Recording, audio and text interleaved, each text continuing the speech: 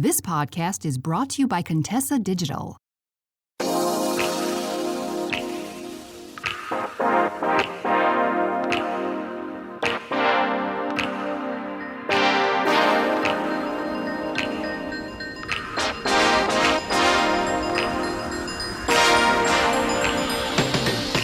Years ago, I was in the realest, most unreal relationship ever. And what I mean by that is I was with someone who our entire relationship was just this roller coaster, and not in the fun way, not in an abusive way either, but there was just something about being with this person that whenever we were together, because we both had very busy schedules, whenever we were together, it was like magic, right? So we'd have these magical experiences. They'd be so great. We'd have so much fun together. And it wouldn't have to be anything really serious. Like, yes, he would do romantic stuff, but even just, time spent just sitting in front of the TV and talking, right? We'd have these great experiences, and I would, come home. I'd feel like I was on cloud nine. Everything would be great. And then a day or two later, I would feel kind of drained. Like I had come off the high of spending that time with him. And now I'm tired. I'm a little bit moody. I'm just over all the things, right? Just not feeling anything. And I wanted to talk to you about that because for this week of Valentine's Day, let's talk about love hangovers. So welcome to Confidently Cherished. My name is Keshia Rice. I'm a dating coach and hypnotherapist. I help highly successful, ambitious women learn how to heal from their unhealthy relationship patterns and create healthy, cherished love. So I'm recording this on Valentine's Day. Typically, my podcast goes out on Wednesday, which is Valentine's Day this week. So say a little prayer, blessing my assistant Jave, because she is probably sick of me right now for not having an episode to go out on Valentine's Day, and for it'll go out, the day after instead. But with that being said, I'm kind of glad this happened because I was thinking about love hangovers and how the experience is so different with my husband. So, my husband and I both had to work today, but we spent some time together, and there's this nice feeling as I record this at the end of the day of just peace and calm and contentment. I don't know if you heard my episode with Keshia Pert. I interviewed her a couple of months ago. And we were both talking about the fact that we knew that the person we were with was the right person because he didn't sweep us off our feet. There was something more calming and grounding about being in that person's presence. And that is an incredible feeling to have, especially because I notice so many women going through the love hangover. So, at this point in my coaching, I used to only coach single women. And nowadays I have a few clients who are dating, they're in relationships. I have clients who are engaged. I have clients who are married. And I see this in all of those stages of, single to married, right? So I see single women having the hangover of holidays like Valentine's Day, making them think about a certain ex. right? And they start looking back on those relationships with rose tinted glasses. Maybe he wasn't actually that bad. Maybe I overblew things. Maybe I made big deals out of nothing, when in their heart of hearts, they know that that man was complete trash. But, the effects of the holidays and seeing people together and seeing them being all lovey-dovey is doing something to them, right? Or you have the women who want to be happily single. And don't get me wrong as I say this, because I know that there are women who are completely happy with being single. Those women also probably aren't listening to me because I'm a dating coach, right? So I know the women who want to be happily single, but they are not. And they really have that strong desire for partnership. So the hangover that they experience is the feelings of being angry that they're still single, or feeling particularly lonely around this time of year, because you're coming off Valentine's Day. Is kind of the end of the big holiday sprint. You have Thanksgiving, you have Christmas, New Year's, then Valentine's Day comes. And these are all holidays where you see couples doing all the things on social media, right? So they have the loneliness, and they have the feeling of, why is it not yet my turn? When am I going to have that relationship? And they get caught in this kind of spiral of seeing all these couples together, seeing all this relationship content, seeing all this love and happiness that they're not experiencing. And then Valentine's Day comes and it goes.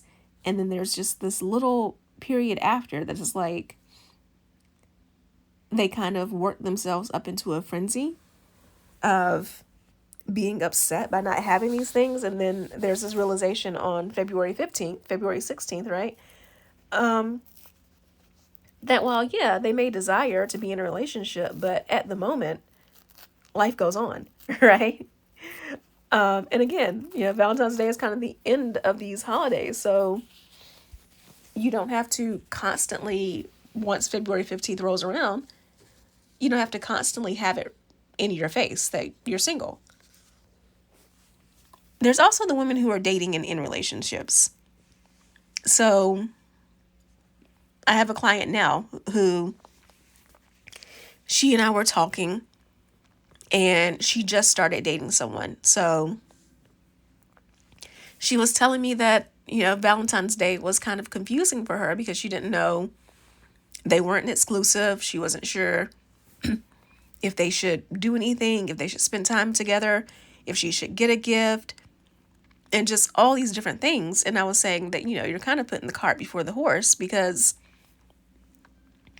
before you decide, are we spending time together, or am I buying you any gifts or anything, you need to decide what this relationship is.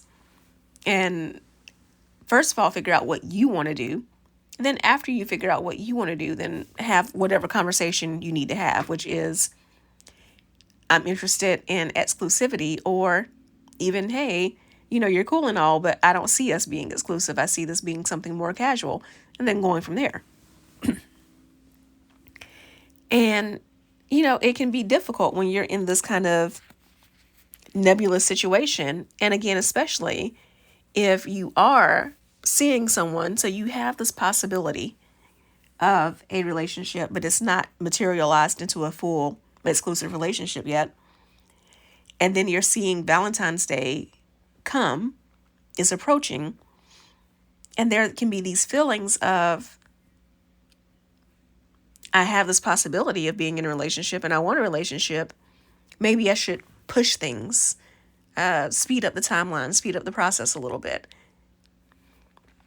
And again, if that's the case for you, I want to remind you that Valentine's Day is one day, right? After that, you still have to be in a relationship with this person if that's what you pushed for. You have to deal with all of the normal down to earth things that happen beyond the hangover.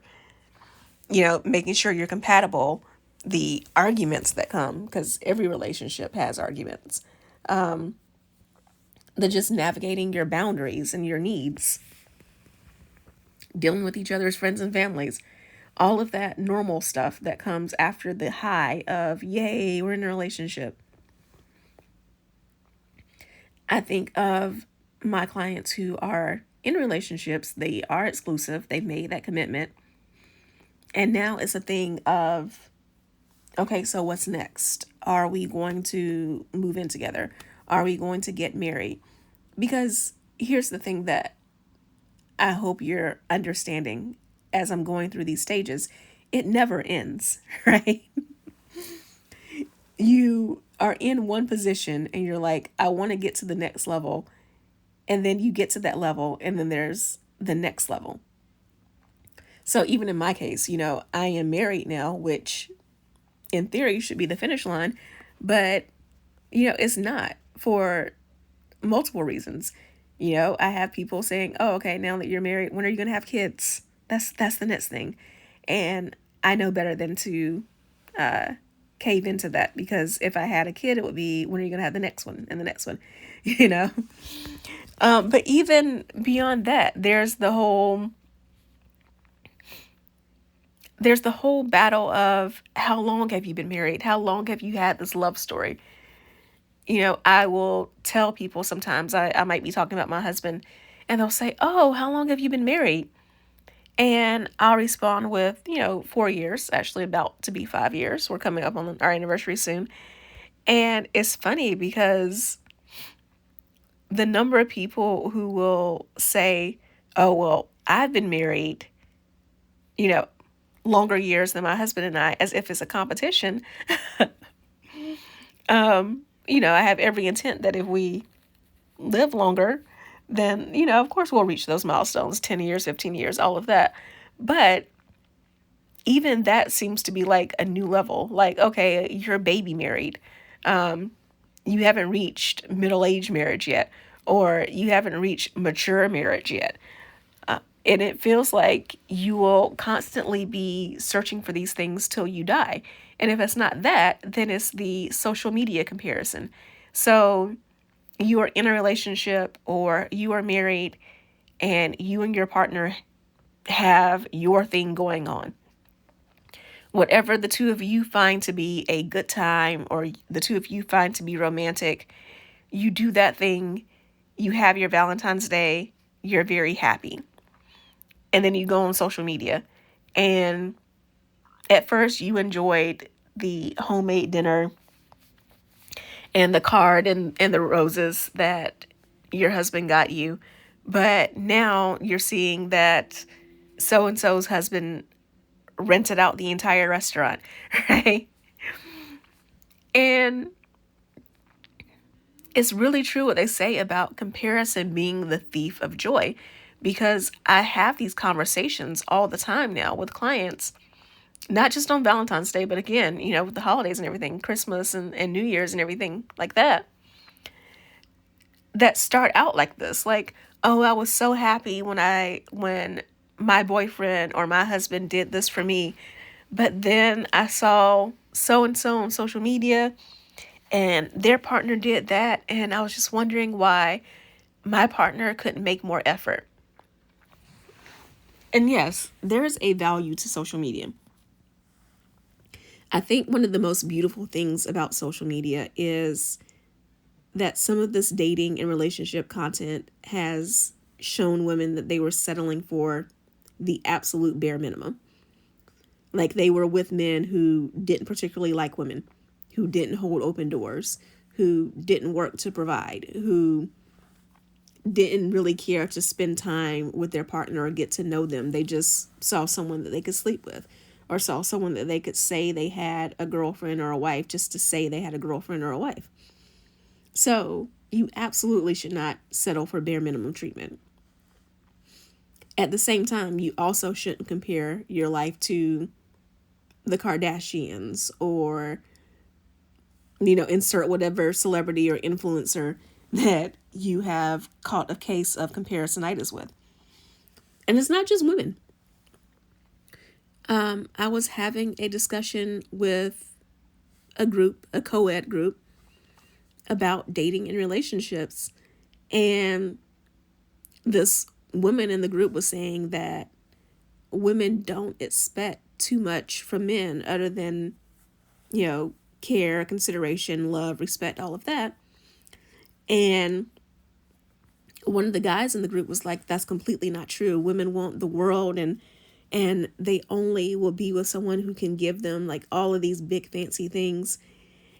And again, the woman who spoke up the first time, she says, well, look at Sierra and Russell Wilson. Russell took Sierra to Waffle House for her birthday because she loves the Waffle House. And she was so happy for that. And she was ecstatic because she grew up loving Waffle House. That's all it took for her to be happy. And the guy comes back with, he didn't just take her to Waffle House. He rented out a Waffle House. He had the place shut down so that they could have dinner there. And I don't have that kind of money. And because I don't have that kind of money, I will never get the type of woman that I want, because that's what women want. They want these big, grand gestures that I simply can't afford. So I know that's not true. I know that, while yes, there are women who want everything to be big and expensive and extravagant, there really are women who are perfectly happy with knowing that a man is putting forth the best amount of effort that he can at his level. Again, don't get me wrong. I'm not telling you to date someone who's dusty. I'm not telling you to date grown men who can't get jobs. I'm not telling you to date grown men who don't try and who are dependent on their parents. But just like everything else in life, there's levels to this, right? And if you were dating someone who was financially stable, who really cared about you, you can still acknowledge the fact that what he can do with an income of, say, $75,000 a year is not going to be the same as what a man can do with an income of, $75 million a year, right? And you can still love that person and have reasonable expectations for what they would do for a holiday. So I'm saying all of this to say this. Love hangovers are real. Whether it is being on a high because of a great time with a person and then having that kind of letdown the next day or so when life goes back to normal, or whether it is the disappointment of looking at the ghost of relationships past and feeling like, I wish I had done this better. I wish I had changed that. Or, I wish maybe I'd given this person more of a chance. Or whether your love hangover is a case of you're not miserable with where you are, but you look at where other people are and you think to yourself, well, I kind of wish that I had that too. And I don't understand why I don't have that now. These are real feelings to have. And you should allow yourself to process those feelings, sit with them, journal on them.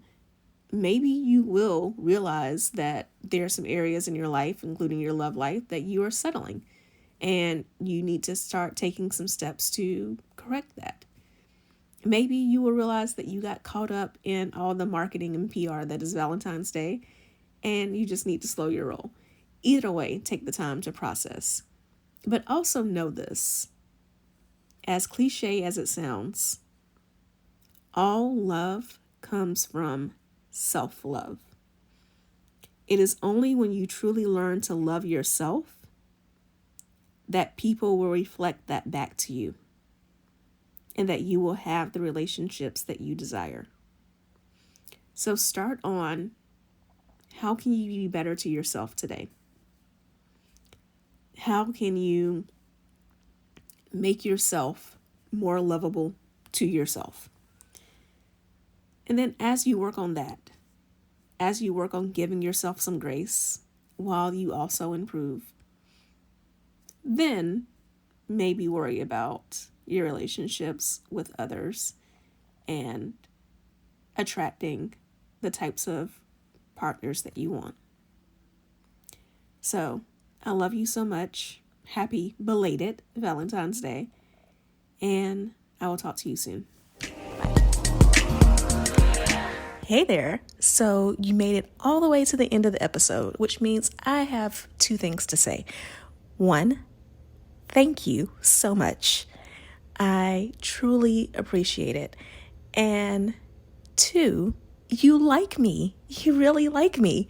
So I would appreciate it if you would show that like by subscribing to this podcast so that more people can hear about it and enjoy it as much as you do.